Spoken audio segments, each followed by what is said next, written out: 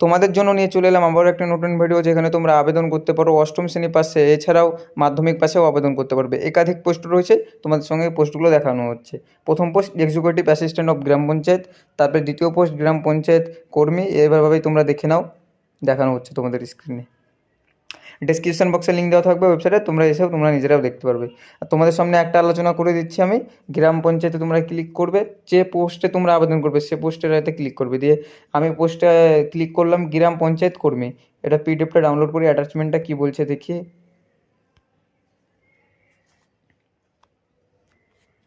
দেখো, দেখতে পাওয়া যাচ্ছে recruitment of different post of panchayat bodies 2024-2025 গ্রাম পঞ্চায়েত কর্মী। তোমরা গ্রাম পঞ্চায়েত কর্মী পদে আবেদন করতে পারো।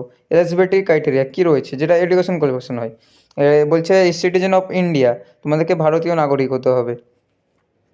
Must have been passed final examination of class 8 from any recognized institute. তোমাদেরকে অষ্টম শ্রেণী অবশ্যই পাস করতে হবে, যে কোনো স্কুল থেকে, হয় প্রাইভেট স্কুল থেকে হোক বা সরকারি স্কুল থেকে হোক।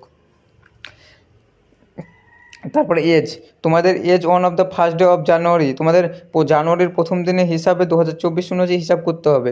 তোমাদের যারা নর্মাল তাদের জন্য 18 থেকে 40, ওবিসি যারা তারা 18 থেকে 43, মানে যেটা নিয়ম হয়। ওবিসি বি তাদের 18 থেকে 43, শিডিউল কাস্ট এসসি এসসি ওবিসিদের জন্য 5 বছর যেটা হয়, মানে 18 থেকে 45, আনরিজার্ভ জেনারেলদের জন্য 18 থেকে 40।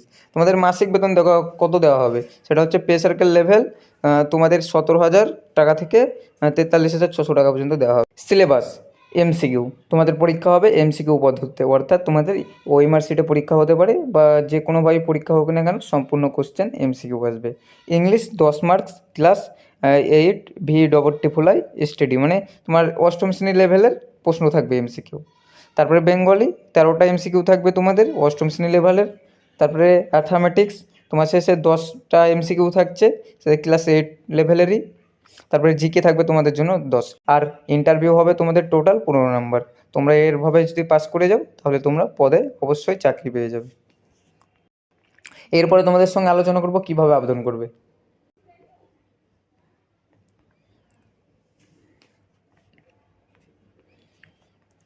চলো আমরা বাঙালিটা ডাউনলোড করে নিলাম, বেঙ্গলি ভার্সন কীভাবে আবেদন করবো সেটা।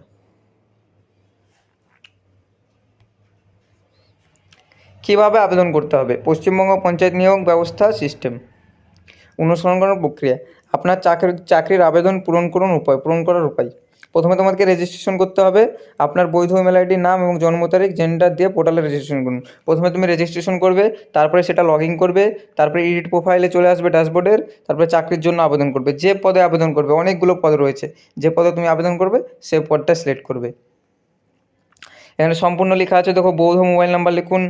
অ্যাপ্লিকেশন ফর্ম যেটা তোমাদের রেজিস্ট্রেশনের সেটা লেখা আছে। রেজিস্ট্রেশন করতে হবে তোমাদের মোবাইল নাম্বার লাগবে, ইমেল আইডি লাগবে, নাম লাগবে, জন্ম তারিখ লাগবে, জেন্ডার মেল না ফিমেল সেটা লিখবে, বা থার্ড পার্সন হলে থার্ড পার্সন লিখবে। আপনার নিজের পাসওয়ার্ড, তুমি নিজে একটা পাসওয়ার্ড তৈরি করবেন, দেখেন নিচে একটা ক্যাপচা থাকবে, ক্যাপচা লিখবেন, সেন্ড ওটিপিতে ক্লিক করবেন। ওটিপি দিলেই ভেরিফাই করার পরে, যাচাই করার পর রেজিস্ট্রেশন তোমাদের হয়ে যাবে। তারপরে লগ ইন করবে, তারপরে এরকম একটা ড্যাশবোর্ড হবে। তারপরে তোমরা কোন পোস্টে প্রোফাইল তৈরি করার পদ্ধতি, প্রোফাইল তৈরি করে নেবে। সমস্তটাই পিডিএফ ডেসক্রিপশন বক্সে লিঙ্ক দেওয়া থাকবে, তোমরা ডাউনলোড করে দেখে নেবে। সুবর্ণ সুযোগ রয়েছে, অষ্টম শ্রেণী পাশেও তোমরা চাকরি পেয়ে যেতে পারো নিজের পঞ্চায়েতে। অবশ্যই তোমরা সকলে আবেদন করবে।